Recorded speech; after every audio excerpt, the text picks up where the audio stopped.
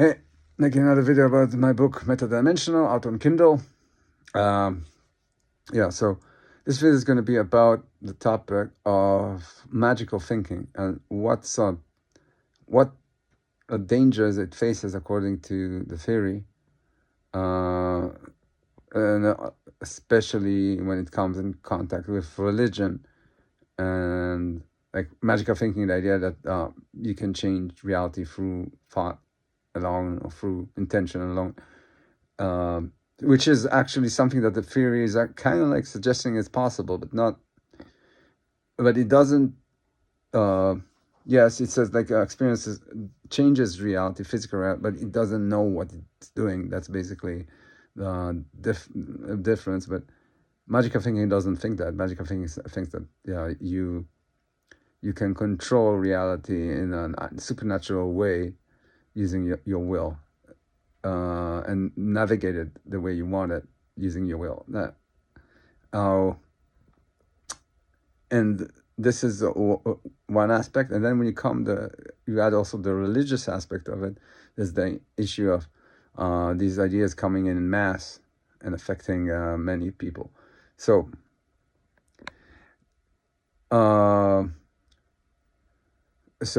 first, if you think about the issue of like just getting magical thinking to work, it's not that it's impossible. According to the theory, it is possible.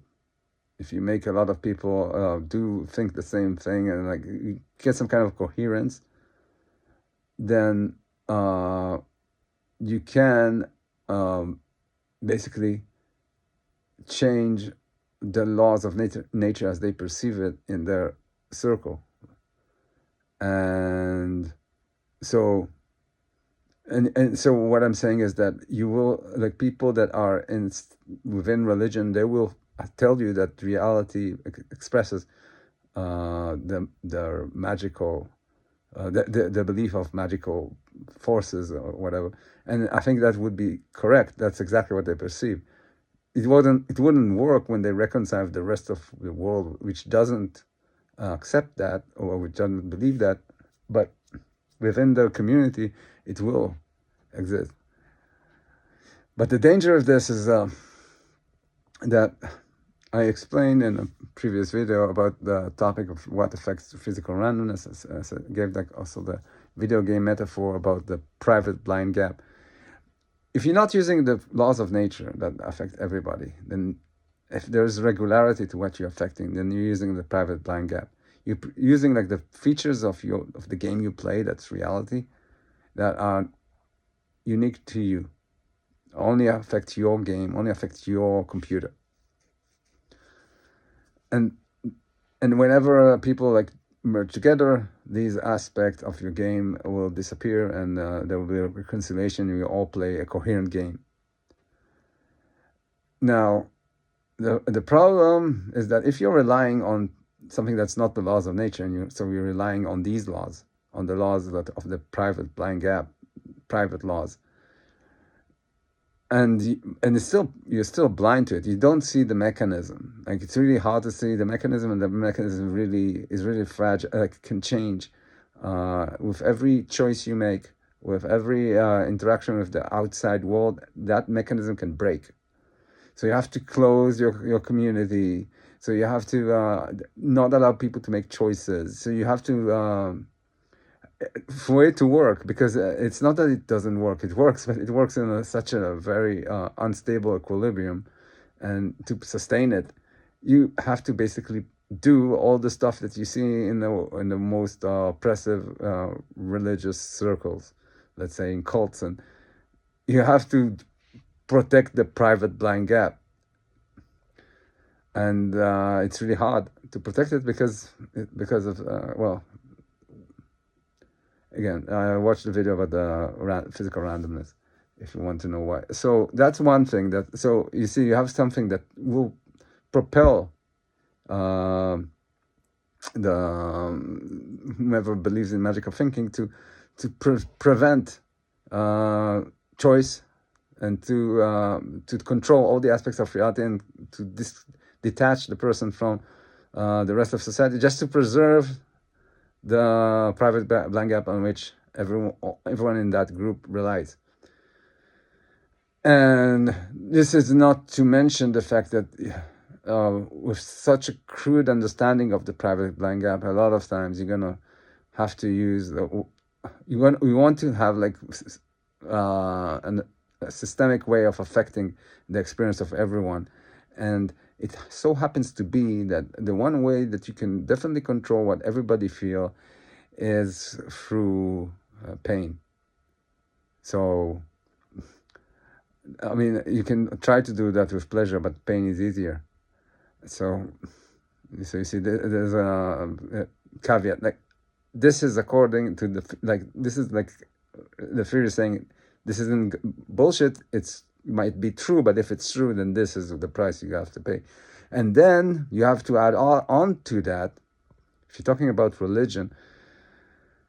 In a previous video, I talk about the substrate of God. I talk about something that is kind of like, say, that if you have you, and then you have your subconscious, which I argued, because it understands things and it's not you, then it's its own experiential agent. There's something that's like to be your subconscious. It's different from you. It's trying to affect the same body as you, but it's not you. Now, and then I explained that the superego, let's say that's the id according to, let's say, Freud. And just let's say. So then you have the super ego, basically, that the morality, that the thing that affects everyone, and there could be something that's like to be it. Now the problem with the thing that's like to be it, that thing that affects everybody, is that it's very, very effective at preserving the private blind gap of everyone. They affect everybody to make sure everybody are in line, insofar as it affects it, insofar as there's something that's like to be the super ego. And I'm saying that sometimes there might be. I'm not saying when, but sometimes. But the problem with this is that this thing that's affect the superego, that's something that's like to be, insofar there is such superego, that's something that's like to be, it's not corporeal.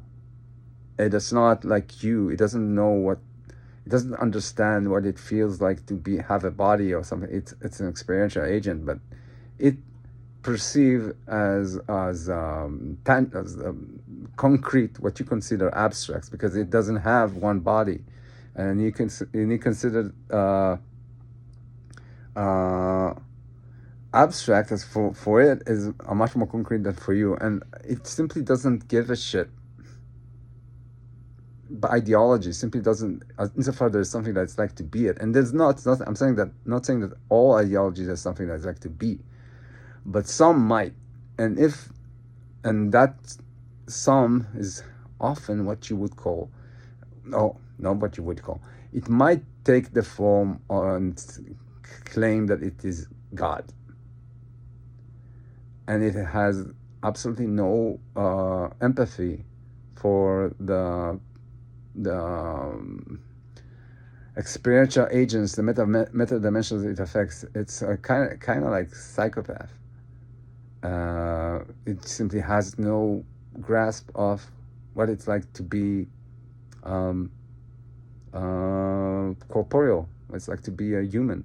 So even though it shares the same, it understands things like envy and anger and love, but it doesn't associate it with the same things as a corporeal being would,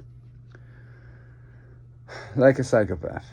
So you add all of these together, and I'm not saying that every religion, every magical thinking will have to always gravitate to be this lousy, but the pitfalls are there. And so I would say that magical thinking, even if it's not completely bullshit, it is playing with fire, and I'm not sure if there's any way to amend it.